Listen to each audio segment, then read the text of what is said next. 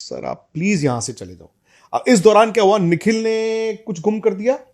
मैंने कुछ नहीं गुम किया, मेरा भी गुम नहीं, आपका फोन गुम हो गया था यार। नहीं मेरा कुछ नहीं गुम। फोन तो वहां जब अच्छा मीट एंड ग्रीट, अच्छा हाँ, इन्होंने पता क्या किया, एक लॉन्ड्री बैग में पासपोर्ट डाला है, फोन डाला है, पैसे डाले हैं, डॉलर डाले हैं, लॉन्ड्री बैग ऐसे लेके घूम रहे हैं। वहां लिबर्टी चौक में जहां लोगों से बात करने में इतने मगन हो गए, वो कहीं छोड़ दिया है ऐसी सड़क पे, पासपोर्ट, पैसे, फोन सब है उसमें। और 20 मिनट झुंड में बातें हो रही हैं, ये सब हो रहा है। 20 मिनट बाद मेरा बैग कहाँ गया? तो किसी को नहीं पता वो बैग। वो लकीली आप देखिए इतनी भीड़ है, वो नॉर्मल मार्केट का गोल चक्कर है।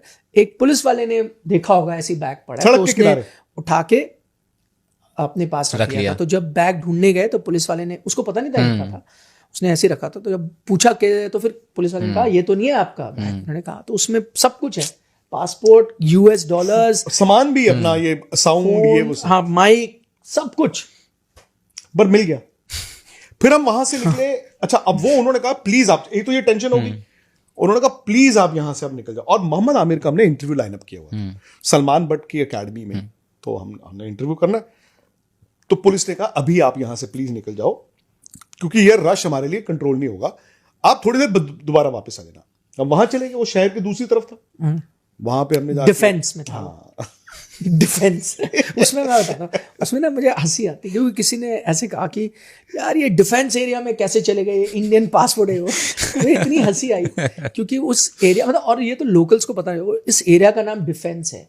तो वो डिफेंस इसलिए नाम पड़ता है, वो डिफेंस हाउसिंग जो एरियाज होते हैं ना, तो उसमें शुरू में रिटायर्ड ऑफिसर्स को नहीं प्लॉट मिलते हैं, तो वो घर बनाते हैं बिल्कुल हूबहू जैसे हमारी डिफेंस कॉलोनी है दिल्ली में ना।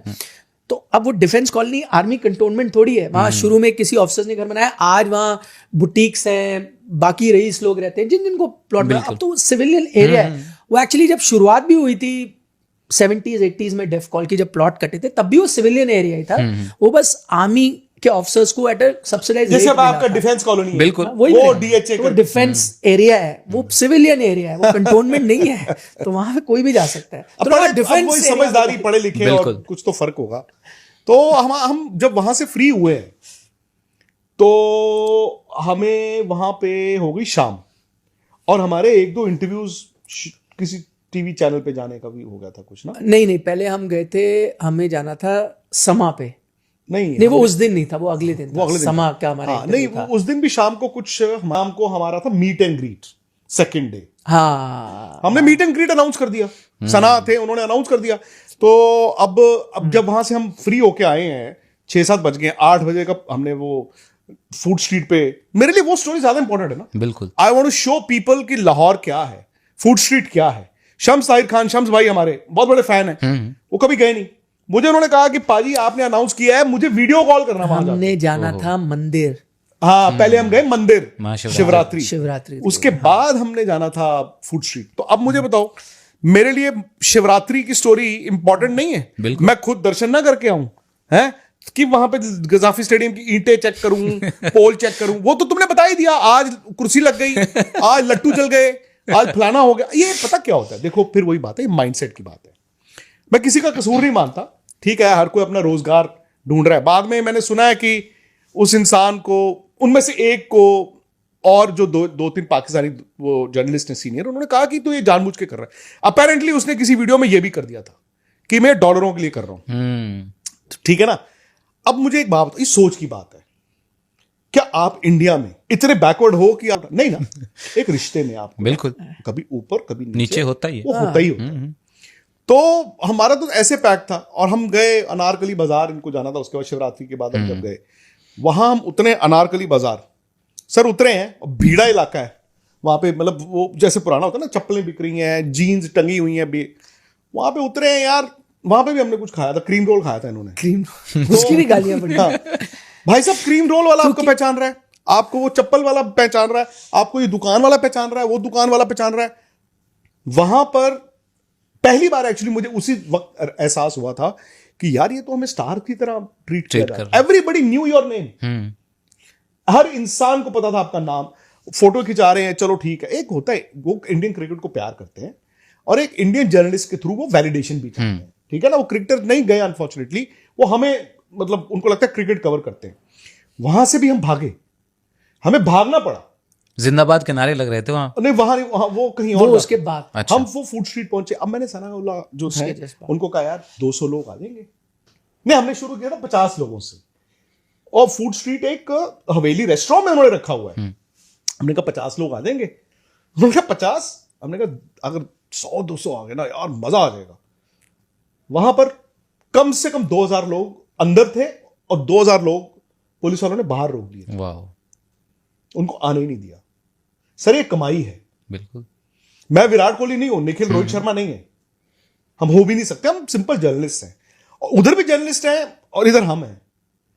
बट पता नहीं क्या हमने अच्छा किया या नहीं किया, उन लोगों ने ना जो हमें प्यार दिया, वो स्टारडम स्टूडम तो कहने की बात होती है, हम एक दूसरे तू बहुत बड़ा स्टार बन गया जी, स्टार नहीं होता, वो प्यार की ही बात होती है। उन लोगों ने अच्छा समझा, people went out of their way. इतना मतलब मैं आपको बताऊं, हमने जब वापस आना था सुबह 6 बजे होटल छोड़ के, सामान ऐसे पड़ा हुआ था हमारे रूम में, और जो नीचे होटल का स्टाफ था हमने उनको फोन करके कहा कि प्लीज आओ यार, आप ये उठा लो, ये उठा लो, ये उठा लो, ये उठा लो। इतने हम इतने सारे नहीं लेके आ सकते। बिल्कुल। बहुत गिफ्ट्स। हम एक छोटा छोटा इतना ट्रॉली लेके गए थे। हम तो सूटकेस दुबई में छोड़ गए थे। हम 3-3 कपड़े लेके गए थे। वो तो भला हो कई लोगों का जिन्होंने किट बैग दे दिया, किट बैग दे दिया, एक किट बैग में सामान डाल के लेके आए हैं। और तब भी सर ये सारी जिंदगी याद आप, रहने वाली।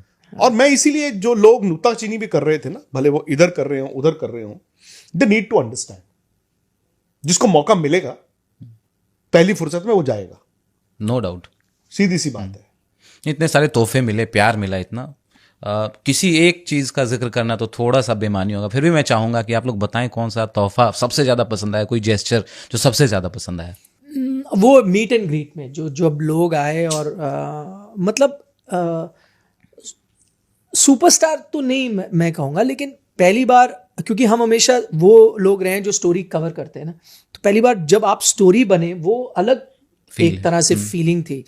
और यूजुअली आप जर्नलिस्ट स्टोरी तब बनता है जब गालियां पड़ती हैं, क्योंकि आपने कोई रिपोर्ट करी होगी, लोगों को पसंद नहीं आई तो आपको गालियां पड़ गई, या आपने कुछ कवरेज आपका एनालिसिस गलत हो गया तो आप ट्रोल हो गए। जैसे क्रीम रोल का, जैसे मैंने एग्जांपल देता हूँ, वो सिंपल सी चीज थी। मैंने एक जगह बोला कि यार इंडिया में नहीं मिलते वैसे, तो उस पे गालियां पड़ गई, ये कैसा आदमी क्रीम रोल। मेरा ये कहने का मतलब था कि यार पहले हमारे याद है दिख जाता था सड़कों गलियों में आता था बंदा, इनका मतलब था कि ऐसे आम नहीं होता, बहुत स्पेसिफिक एरिया में मिलता है। नहीं तो हर छोटा बच्चा हमारे टाइम क्रीम रोल खाता था।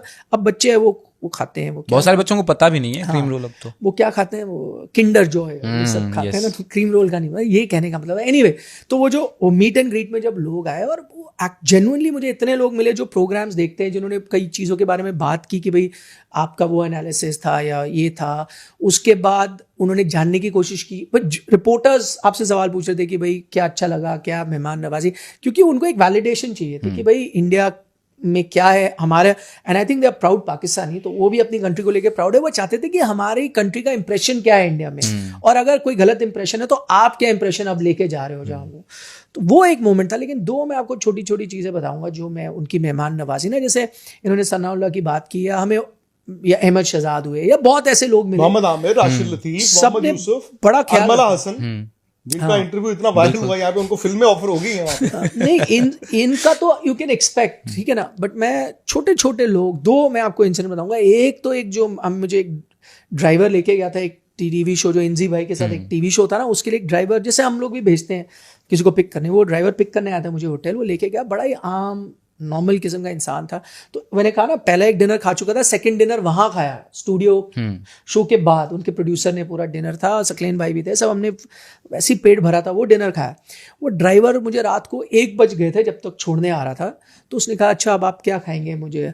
तो मैंने कहा यार मैं एक डिनर खा चुका हूँ, एक अभी फिर खिलाया, मेरे पास कोई जगह नहीं है पेट में खाना। उन्होंने बोला नहीं, ये तो मेरी मतलब एक तरह से डिसरिस्पेक्ट हो जाएगी, बेइज्जती होगी, आप मेरे गेस्ट हो, मैं आपको बिना खिलाए कैसे छोड़ सकता हूँ वापस। तो कहा चाय पीनी पड़ेगी। मैंने कहा मैं चाय पीता नहीं हूँ। उन्होंने नहीं कुछ तो उन्होंने रास्ते में रोकी। मैंने कहा चलो यार मैं एक सॉफ्ट ड्रिंक पी लूंगा। तो उन्होंने रात को 1-1:30 बजे वो जो ठेले टाइप होते हैं या पान की शॉप होती है वहाँ रोका, सॉफ्ट ड्रिंक लेके दी। तो मैंने वो सॉफ्ट ड्रिंक पी, उन्होंने छोड़ा। और मुझे पता क्या लगा, वो आदमी बड़ा हम्बल बैकग्राउंड से आता था, वो बेचारा एक ड्राइवर था, बट उसको भी ये लगा कि यार ये मेहमान है, इसको मतलब वो था कि इसको मैं छोड़ नहीं सकता विदाउट। एक वो इंसिडेंट था। एक और मैंने जैसे बताया, एक वहाँ की यूट्यूबर है, उनके साथ मैं इंटरव्यू कर रहा था हमारे होटल के सामने ही, वो कॉफ़ी शॉप थी। मैं भूल गया, मैंने कॉफ़ी भी एक ऑर्डर कर दी और हमने करेंसी चेंज कराई नहीं थी। और एक मेरे पास कार्ड था जो मैं बैकअप रखता था कि कहीं वो भी यूज़ कर लूँ, मैं वो भी नहीं लेके गया था, मैं रूम से बाहर था। तो जब वो बिल आया तो मुझे लगा यार मैं कार्ड में एम्बैरेस हुआ, बट चलो वो एम्बैरेसमेंट रुक गई क्योंकि उनके कैमरा पर्सन थे, उन्होंने कहा नहीं नहीं नहीं मैं दूंगा, आप नहीं दे सकते। तो मुझे लगा चलो ठीक है, कॉफ़ी है वो दे देंगे। बट जब वो मैं आगे चला गया पर वो वापस आए तो मैंने कहा कि यार सॉरी आपको देना पड़ा ये वो, तो मैं आपको दूंगा। क्या बात कर रहे हो आप, एक कॉफ़ी का आप थोड़ी दोगे, वैसे भी मैंने थोड़ी दिया बिल। वो वेटर जो था उसने बिल ही नहीं दिया इनको। उन्होंने कहा नहीं ये तो हमारे मेहमान है। और मैं आपको ये कहना चाहता हूँ वो एक मल्टीनेशनल चेन थी, तो अगर मेरा अपना रेस्टोरेंट है, मेरा अपना ढाबा है, मैं तो राइट ऑफ कर सकता हूँ। वहां आपको पता है हर कप गिना जाता है, तो यानी कि उसने अपनी जेब से डाला होगा कि एक कप क्या बताओ, वो मुझे जानता नहीं। एक और चीज ये, हम जब वापस आ रहे थे, हम फ्लाइट पकड़ने के लिए एयरपोर्ट पहुंचे थे, तो हम 1 घंटा पहले आ गए थे। तो वहां पे भी हम कॉफी पीने बैठे थे। तो हम बैठे हुए थे तो जैसे कुछ आ जाते ना लोग, फोटो किन्होंने लिए, आपका विजिट है, ऐसे 4-5 लोग आए, मैं भूल ही गया। और वो चले गए आके फोटो खिंचा के। तो जब हम जाने वाले थे, हमने उससे बिल मंगाया बंदे से कि आप बिल दें। तो कहा आपका बिल तो पे हो चुका है। वन ऑफ द पर्सन जिसने फोटो खिंचाई थी वो बिल दे के चला भी गया था, उसने बताया भी नहीं, वो दे के चला गया था हमारे कॉफी का बिल। एक्सीलेंट। ये ऐसे कुछ आपको हकीकत बताऊं, उन 3 दिनों में, हालांकि देखो मैंने ये बार बार वहां पे भी बोला, मैं कोई इंडिया का ब्रांड एम्बेसडर नहीं गया था, अमन की आशा लेके नहीं गया था, क्योंकि मैं एक अपना काम करने गया था। मेरा जर्नलिस्ट हूं, मुझे मौका मिला, मैं चले गया। मुझे ये लगता है कि अगर मैं वहां पर निखिल के साथ गया हूं, हम दोनों ने 3 दिन में आई थिंक पाकिस्तान जाके वो सब किया होगा जिससे हमारे मुल्क की पॉजिटिव इमेज ही रही होगी। लोग यहां पे जो मर्जी बोल दें,